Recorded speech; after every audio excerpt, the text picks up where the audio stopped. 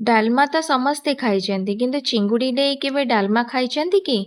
ତେବେ ଚାଲନ୍ତୁ ଆଜି ବନେଇବା ଏକ ସୁଆଦିଆ ଚିଙ୍ଗୁଡ଼ି ଡାଲମା ଯାହା ଭାତ ସହିତ ବହୁତ ହି ଟେଷ୍ଟି ଲାଗିଥାଏ। ନମସ୍କାର, ଜୟ ଜଗନ୍ନାଥ। ପ୍ରଥମେ ମୁଁ ଚିଙ୍ଗୁଡ଼ିକୁ ଧୋଇ ନେଇଛି ଓ ପରିବା ଗୁଡ଼ିକୁ ଡାଲମା ହିସାବରେ ବଡ଼ ବଡ଼ କରି କାଟି ନେଇଛି। ଆଗେ ଆମେ ଡାଲିକୁ ସିଝେଇ ନେବା। ଡାଲି ସିଝିଗଲେ ସେଥିରେ ପରିବାକୁ ସବୁ ଆଡ଼୍ କରି ଗୋଟେ ସିଟି ଦେଇଦେବା ତାକି ପରିବା ସବୁ ଟିକେ ଗୋଟା ଗୋଟା ଦେଖାଯାଉଥିବ। ତାପରେ ଆମେ ହଳଦୀ ଲୁଣ ଦେଇ ଚିଙ୍ଗୁଡ଼ିକୁ ଭଲ ଭାବରେ ଭାଜିଦେବା।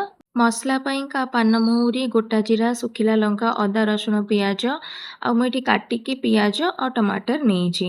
ଏଠାରେ ତେଲ ଦେଇ ସେଥିରେ ପଞ୍ଚଫୁଟଣ ଦେବା, ଶୁଖିଲା ଲଙ୍କା ଦେବା, ତାପରେ କାଟିଥିବା ପିଆଜ, ଟିକେ କାଶ୍ମୀରୀ ରେଡ୍ ଚିଲି ପାଉଡ଼ର ଆଉ ବାଟିଥିବା ମସଲା ଦେଇ ହଳଦୀ, ଧନିଆ, ଜିରା ଗୁଣ୍ଡ, ଟିକେ ଚିକେନ ମସଲା ଆଉ ଲୁଣ ଦେଇ ଭଲ ଭାବରେ କଷିବା।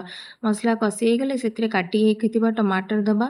ଟମାଟର ସିଝିଗଲେ ସେଥିରେ ଭାଜି ରଖି ଚିଙ୍ଗୁଡ଼ି ଦେଇଦେବା ଆଉ ତାପରେ ପରିବା ସିଝା ଯେଉଁ ଡାଲି ସହିତ ସିଝେଇଥିବା ଆଉ ଟିକେ ଗରମ ପାଣି ଦେଇ ତାକୁ ଫୁଟିବା ପାଇଁ ଛାଡ଼ିଦେବା। ତରକାରୀ ଫୁଟିଗଲେ ସେଥିରେ ଆମେ ଧନିଆ ପତ୍ର ଦେଇଦେବା। ବାସ୍ ଏବେ ଆମର ଚିଙ୍ଗୁଡ଼ି ଡାଲମା ରେଡ଼ି ହେଇଯାଇଛି। ଭାତ ସହିତ ଏହି ଡାଲମା ଖାଇଲେ ବହୁତ ହି ଜବରଦସ୍ତ ଲାଗିଥାଏ। ରେସିପିଟି ଭଲ ଲାଗିଥିଲେ ଗୋଟେ ଲାଇକ୍ କରନ୍ତୁ, ଚ୍ୟାନେଲକୁ ସବସ୍କ୍ରାଇବ୍ କରନ୍ତୁ ଏବଂ ଏମିତି ଘରୋଇ ଓଡ଼ିଆ ରେସିପି ପାଇଁ ସାଙ୍ଗରେ ରୁହନ୍ତୁ। ଜୟ ଜଗନ୍ନାଥ।